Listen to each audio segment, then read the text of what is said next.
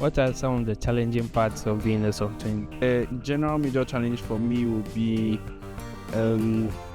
not getting too comfortable with using AI. Do you need a degree to be a software engineer? No, I don't need it. Why is that? I'm a DPG technical advisor, digital public goods technical advisor.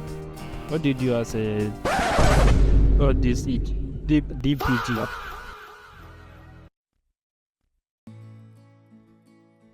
Please can you tell us your name and what do you do? I'm Ezra now. I'm a software engineer, mostly at the backend. What did you as a software engineer? Well, I use a lot of APIs. I use a lot of Python. Mostly, yeah. Well, I write JavaScript when I have to write it, but I prefer writing backend. Yeah. Okay. Are you happy becoming a? Do you have it fun? Yeah.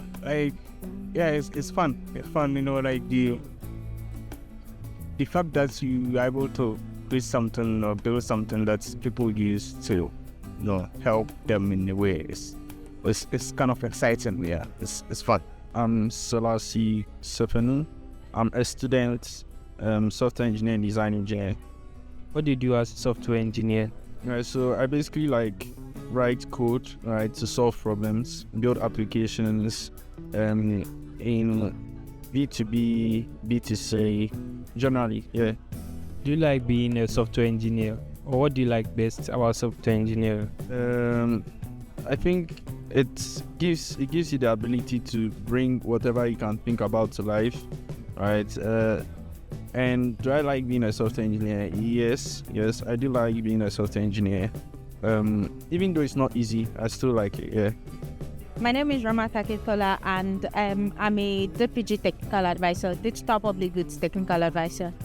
What do you do as a DPG?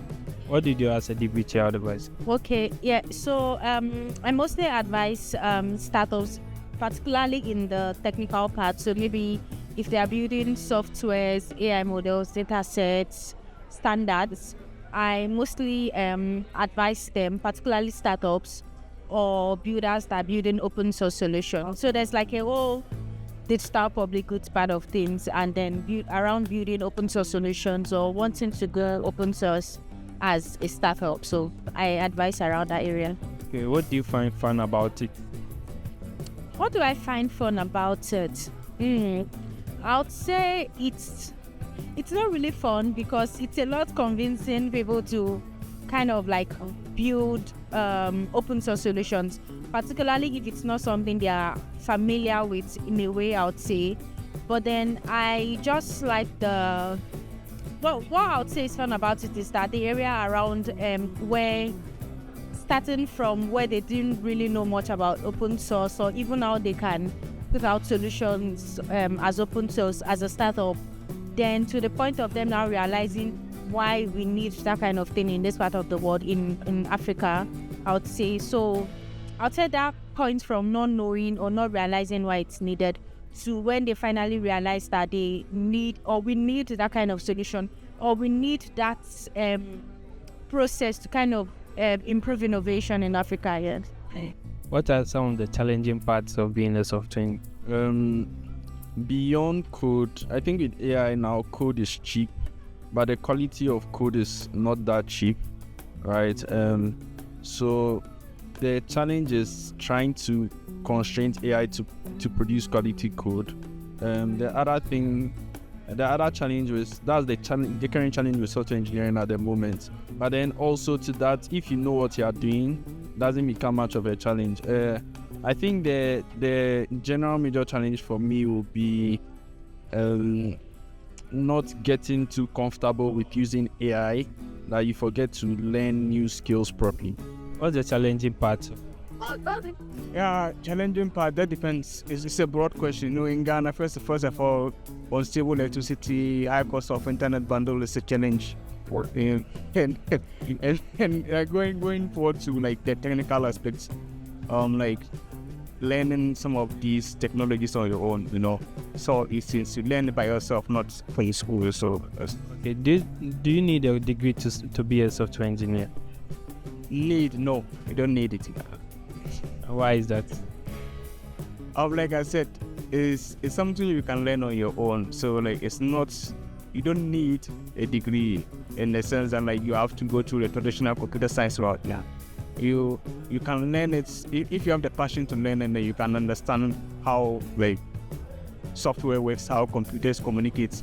Then you have the time to read and then learn. Now everything's on the internet, so basically you don't need to help something. For your position, do you need a computer science degree to get in, to become that? No, not at all. I don't have a computer science Why? degree. Why? I don't have a computer science degree. Although I did like some software engineering boot camps, I worked as a few years as a software engineer, but you don't really need computer science degree for my work. Yeah. Okay, what's the challenging part of your work? Convincing people.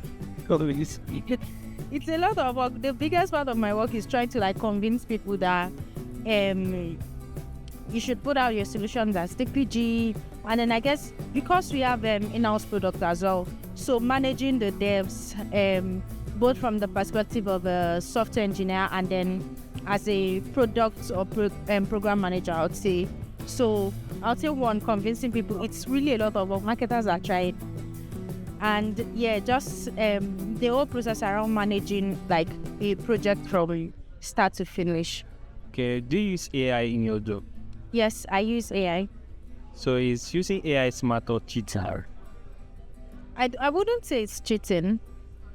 It's smart. I would say it's smart. These days it's smart. If you want to work faster, you need to use AI. So. Okay. And will you advise someone to get into tech? Yeah, like can get to tech, but I'll not advise anyone to get software engineering. Where I don't know, it's just not what it used to be. I think it would be safer to explore other spaces, right, where there is more like opportunity for growth, because the software space is quite crowded. There is AI now, there is data engineering, there's cloud engineering. All those spaces are still there and people are not exploring them, but I'll advise people to rather go there. But software engineering right now, it's not like I'm saying people shouldn't come, but me, I'll not advise anyone to do it. Yeah. Okay. Do you think software engineering is the same as computer science, or it's different? Software engineering is actually under computer science, right? So computer science is like the broader spectrum. So just like how computers work, the science of computers, right? And software engineering happens to fall under that. So what one piece of advice will you give to someone who is getting into tech? Advice. I'm still early on, but like I'll say that first of all, humility, right? To be very humble, to learn from those who have gone ahead of you, like to help you go faster. Then also just being curious, like reading, watching videos, learning, discussing with people, and then asking questions, like all those things. What one piece of advice will you give to someone getting into tech? Well, someone getting into tech, not just tech generally. I always say that like anything you want to do, make sure you love what you are doing. Like make sure you enjoy doing it, because there are times you like feel tired, you like feel fatigued. So if you don't love what you are doing, you give up. But when the stress comes, then you feel overwhelmed, you give up. But like when you love what you are doing, when you are tired, you want to do it. That's where the consistency can get. So thank you so much. Yeah, good. What one piece of advice will you give to someone getting into tech? I would say try to learn the basics. So I know AI is everywhere now. You can use it to do whatever you want to do, but it's still very much important to really ground yourself in the basics. So I would say it's important to learn the basics and just network as much as possible, because you need job at the end. So network. Thank you so much. Thank you.